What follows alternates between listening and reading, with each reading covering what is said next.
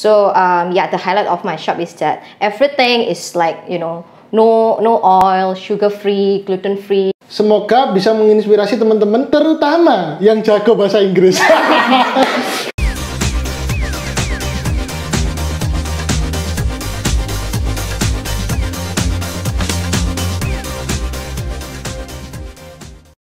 Halo teman-teman, kembali lagi di Inspirasi Bakulan. Hari ini kita mengundang sosok inspirasi berikutnya, yaitu Ibu Karina.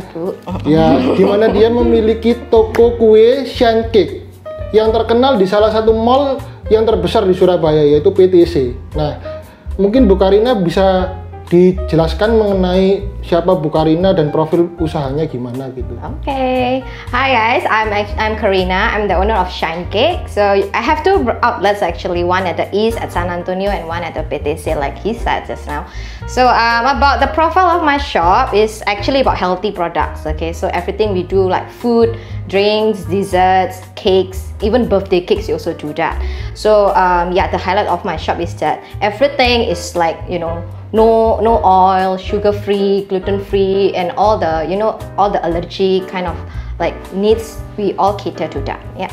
Ya, jadi teman-teman kalau mungkin yang nggak seberapa bisa bahasa Inggris ya, jadi Shine Cake ini sendiri merupakan sebuah restoran kurang lebih yang menyediakan makanan-makanan sehat yang berada di dua tempat, yaitu ada di Surabaya Barat dan di Surabaya Timur. Yaitu yang di Surabaya Timur ada di Pakuwon City, yang di Surabaya Barat ada di PTC.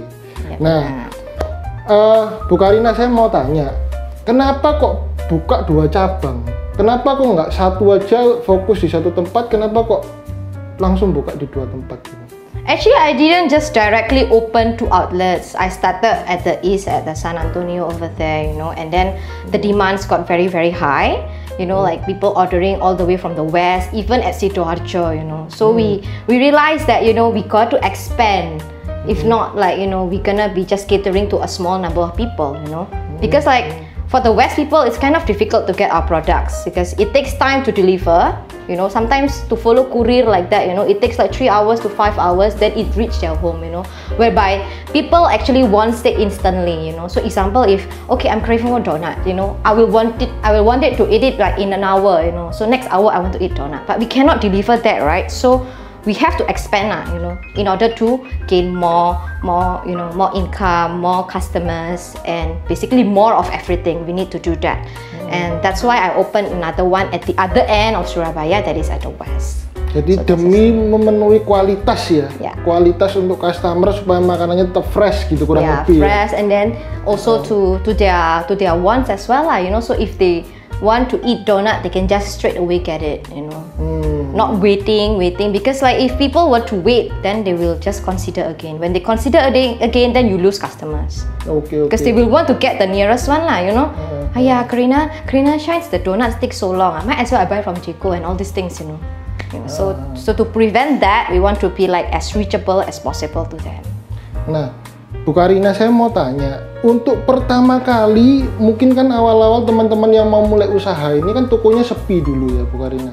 Nah, untuk memasarkan tokonya Bu Karina dan produk-produknya seperti ini awal-awal apa yang dilakukan? Oh my God, it was a very tough start, you know. So we started selling not everything this one, you know. None of them I started selling with, you know. I begin with cupcakes and macarons, and you see now it's like baked donuts, and then I have drinks and everything. I do not have all of this initially, so I started selling cupcakes like and macarons, and then I realized it's like only selling very few, you know. Like one day I don't know how much I make. I also can count, you know. I can count the numbers of cupcakes that I sell. That's how little I make. And then I started using Instagram, and then I posted like stories and everything, you know, and then maybe some of them read and then they actually visit my store, and then from there, you know, it's actually from the words of mouth. I think that's a very powerful strategy for people, you know. You have to keep your products, you know, at a high quality, keep it nice, keep it fresh, because when people buy, they might just only buy one, you know, but this one can turn into thousands, you know. You don't know, because this person might be famous, right? Okay, I buy this one. Oh, this one is nice. I tell to my friends, you know. Then these friends, right, they tell another friends, and through this spread, right, actually my products getting more and more famous, and then yeah, and then people buy more, and then they demand more, and then I make more products. Jadi intinya Cece selalu membuat produk ini dengan kualitas yang terbaik sehingga dari mulut ke mulut produk ini tersebar dan permintaan semakin tinggi ya Ce ya. Walaupun pada awalnya Cece mungkin berpikir, oh produkku ini aja yang mau saya jual, saya pikir ini laku, padahal ternyata enggak juga. Jadi terkadang dalam sebuah bisnis kita harus we have to cater to the customers' needs. Actually, they want what, then I make for you. Even though it's only 5 pieces, you know. Then I just okay, I make for you, and then from there I know that, oh, actually this product selling, this product doesn't. Then I select, and then I just make more of the selling ones, like that. Oke. Itu mungkin salah satu sebabnya kenapa di restorannya Bu Karina ini ada menu-menu yang setiap hari berubah. Yes, we have the changing ones.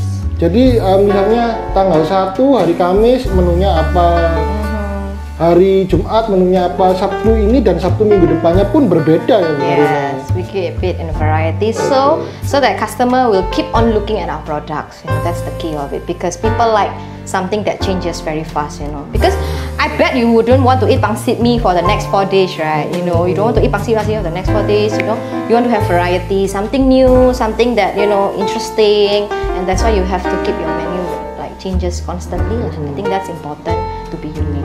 Jadi customer yang sama bisa terus-menerus order tiap hari tanpa bosan ya. Yes, that's right. And then when they like something, then they will want to reorder, and that's when you know that your product is actually good. Nah, kalau seperti itu kan mungkin agak susah ya Bu Karina ya, dalam arti yang masak itu harus pinter sekali masak karena hampir setiap hari menunya berubah. Itu yang masak siapa Bu Karina? You must be professional chef, right? Siapa professional chef itu? I mean, it's all my recipe, but of course I'm not the one who do it. You know, I do first, and then I teach my employees, and then they will do. You know, because you cannot handle everything by your own. You know, to start a business, you have to bear that in mind that you have to have employees. Okay, they are not gonna burden your cost, but they're gonna help you to earn more income, and that's what I always believe. You know, I believe in my people because I know that if I have them, I will have more income. The more I have, the more that I have, the more my income will be. You know.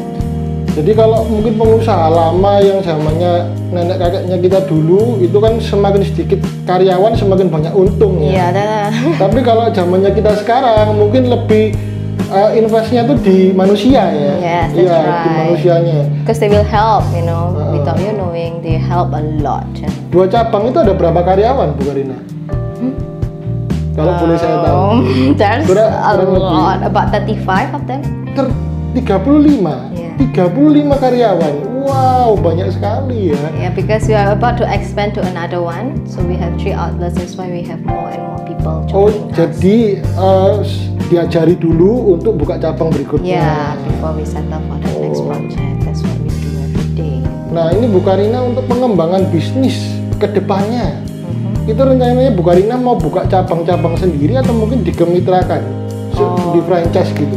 I think I will. Yeah, I know a lot of people telling me, "Hey, why don't you franchise your shop?" You know, because now it's the trending thing, right? People started franchise here and there.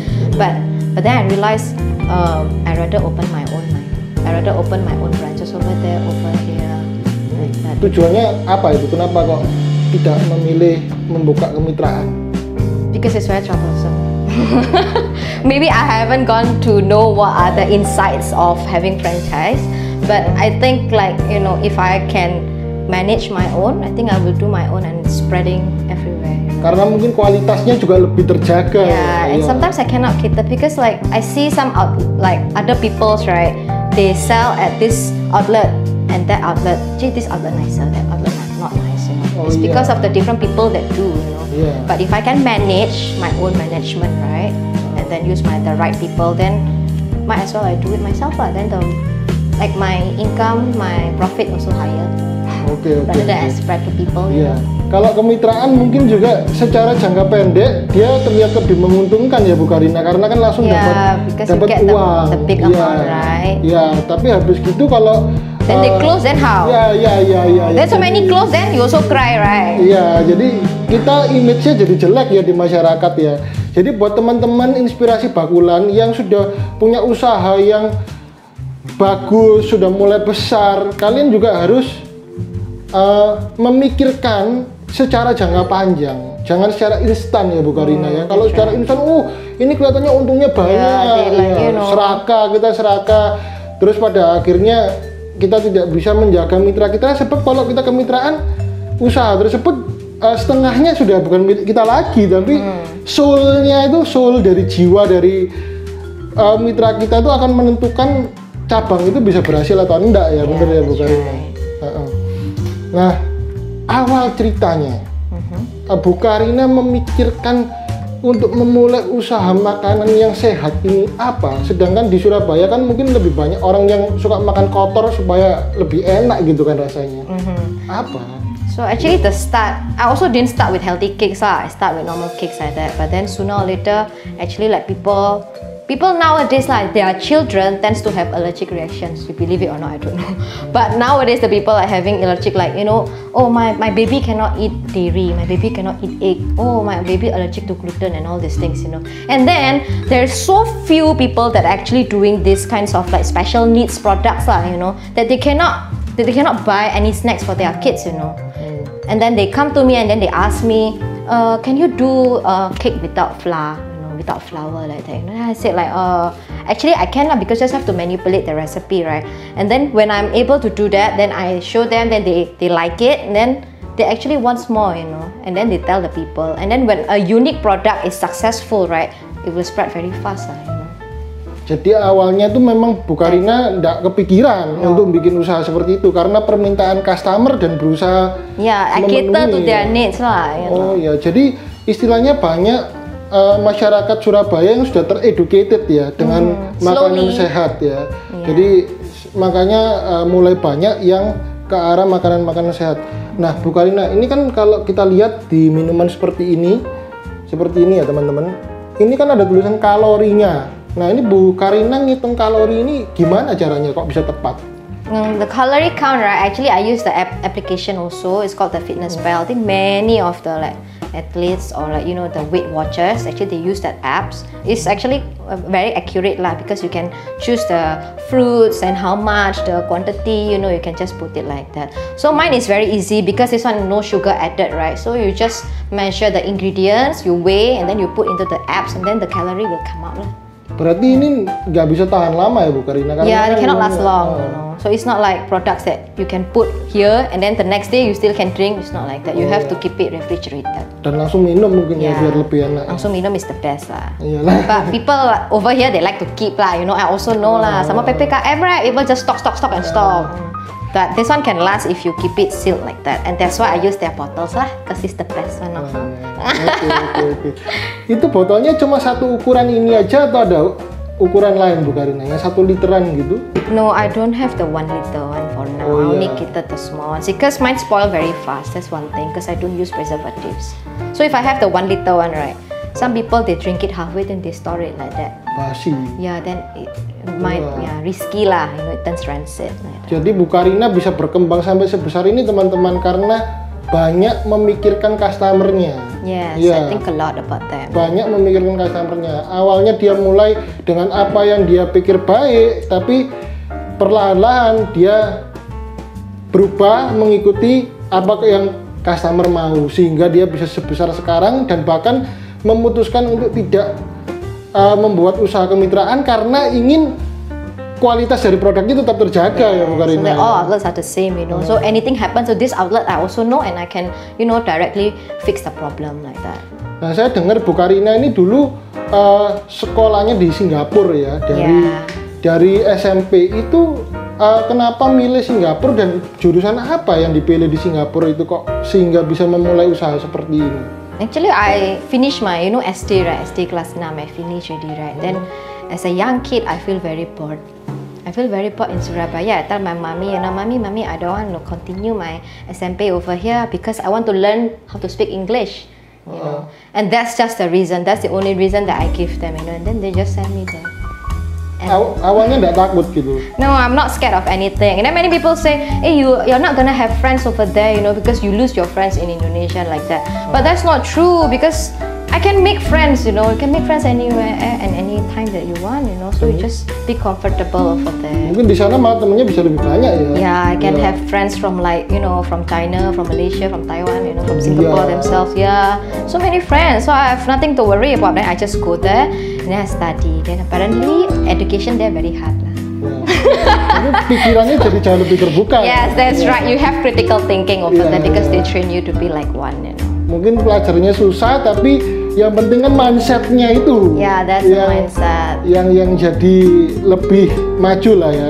Oke, mungkin Bu Karina ada 1-2 patah kata yang ingin diucapkan kepada para viewers dari Inspirasi Bakulan untuk. Yeah, I think this one is the Bakulan podcast, right? So I think I want to say to the entrepreneurs, the young entrepreneurs especially, like don't be scared to start something, you know. Somehow it's like your passion or something that you have confidence about, you know. You might be telling your friends like, hey, I want to start this business, I want to make this cake, but then your friend telling, yeah, that cake so many people do, blah blah blah blah blah. Don't trust them lah. I tell you, sometimes they're bullshit, you know. So what you have to do is you believe in yourself and then you start doing, you know. You start doing by small number is okay, you know, because these small numbers will make like, you know, bigger numbers in the end, and you have to be patient lah. So that's the key, is to be confident, and then you have to be patient, and then to believe that every process takes time, but it will yield a great results in the end, you know. And then don't be afraid to hire people. That's one thing. And I realize, right, some of my friends, they do not want to hire people lah, you know. But I think you have to invest in people, and someone in talented people. If you find someone with the talent that you need, and you know that, oh, this person actually, like, you know, got great talent, you know, please invest on them, you know. Don't be cheap on them, you know. What I mean by cheap is don't give them such a low salary, don't give bonus. Instead, you make them feel, you know, comfortable, feel them honored and everything. When they are comfortable with their works, they will do more for you lah. When they do more for you, and then you will yield more as well. Jadi jangan takut tersaingi sama karyawan intinya. Yeah. Kalau orang-orang kan kebanyakan, wah nanti karyawanku niru usaha. Yeah, don't be scared lah. You know, you have to spread everything. You think like I can learn how to make this one not by learning from somebody, because like last time in my workplace I learned from my chefs, you know, and he's the one that taught me to be like, you know, just help people, just give them whatever knowledge that you have, you know, because like in the end it will be passed on, right? So you see, my chef produced me, you know, and then I train people also, and then they can do what I do, and I'm not scared lah, you know. Terakhir Bu Karina, saya barusan kepikiran satu pertanyaan lagi terakhir. Ini kan usaha makanan, di mana Bu Karina hampir setiap hari mengganti menunya. Nah, pasti kan ada pelanggan yang mungkin kurang cocok terhadap menu itu. Yes. Ya, bagaimana caranya Bu Karina menanggapi ketidakcocokan dari customernya Bu Karina itu?